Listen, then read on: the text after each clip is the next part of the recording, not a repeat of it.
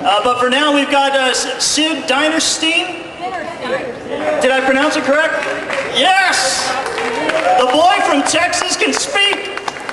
He is, although he's the chairman of the Palm Beach Republican Party, he's going to be speaking as a businessman. He started a company with 2 employees, and this was before Obamanomics, and it turned into a business with 600 employees in 18 years. Sid, come on up and talk to us a little bit about Obamanomics and what it's going to do to businesses.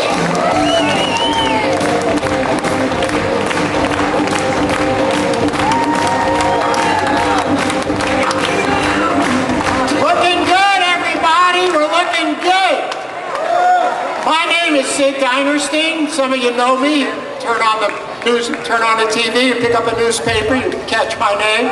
But more importantly, you are we the people. And that's what this is all about. It's not about those of us in partisan politics. It's about those of you changing the country.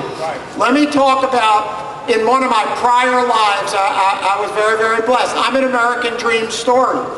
People ask me, well, how do I get to do all the stuff I do as a volunteer 7 days a week?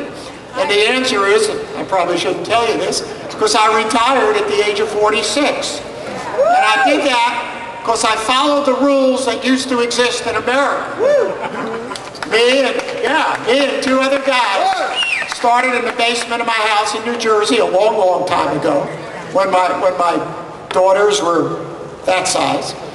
And we had an idea, we built a business, and it's true, 18 years later, I had 600 employees, we sold to a very large bank, and as they say, life is good. What's important is not how blessed I have been. What's important is they're taking away the American dream. You can't do what I did. You can't afford to pay the health care. You can't afford to pay the taxes. You can't afford what they want to do to the energy bills. Interestingly, I started my business a few years before Ronald Reagan got elected. So through my business, all of our costs came down as this country was deregulated. Right now, all the costs are going up as we are being re-regulated. I knew that this administration had failed. 2 months into the administration, they presented this country with a stimulus bill. Remember that one? All right. And I'm a businessman, and I looked at that, and I read enough in the newspapers and so on, and I said, this is a failed presidency. And people say, well, how could you know that 2 months in? And I said, because there isn't a person in this country reading this bill, turning to their spouse across the kitchen table saying, honey, now we can start that business we always wanted to start. That was the end of small business. There's a war on small business. And I gotta tell you something else. It's only small and medium-sized business that creates jobs. There are no other jobs. I don't pick on large corporations. It's not their job to create jobs. So we don't expect much from them. All right? We never minded when we competed against large corporations. They were all just so bad, you know? So it was easy, okay? It's not their job to create jobs, but it was our job to create jobs, and we did. There is no small business in this country creating jobs today. Even if their business is healthy, they're saying, we're going to make everybody do more, but we're not taking on more employees because look what they're doing to us. And we can't afford the health care, we can't afford what they're going to do to the energy costs. And besides, this administration doesn't want small business because they can't control small business. They want the crony capitalists who sell everybody out and give capitalism a bad name because they could never compete anyway. Right? Citibank, Bank of America, General Electric. You want to know the worst thing? I gotta tell you, one of my pet things, all right? MSNBC, right? Boo! All right. Now, here's what you need to know.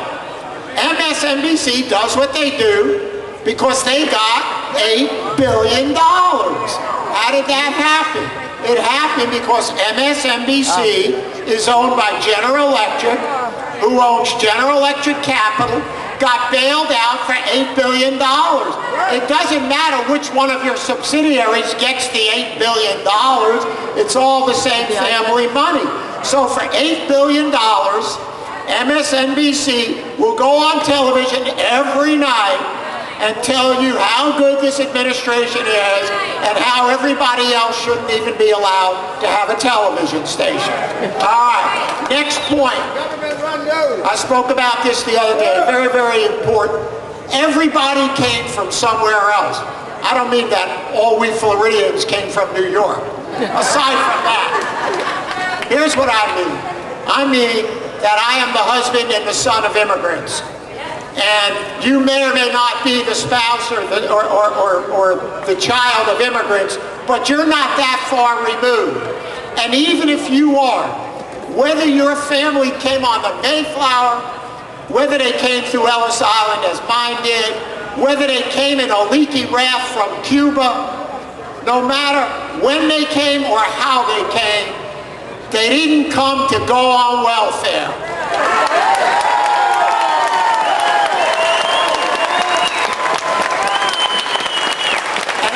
The story that the blessings that have come to my life came because my grandfather would walk across the Brooklyn Bridge every morning to go to his job as a tailor on the Lower East Side, and that was a straight line to the blessings that my family has enjoyed. And it's a line that Obama hates, and he intends to break.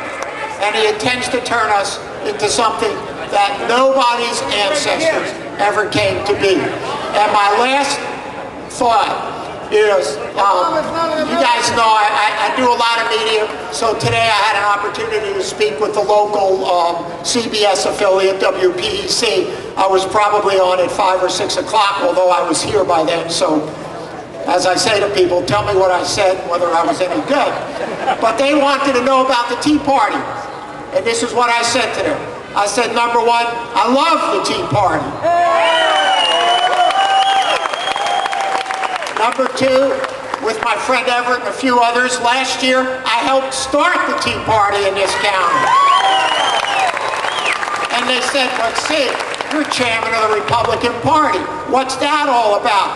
I said, the Tea Party makes the Republican Party better. Chairman of the Republican Party, I gotta like all the Republicans who run. As Tea Party people, you gotta make them earn your support. God bless all of you. Good night.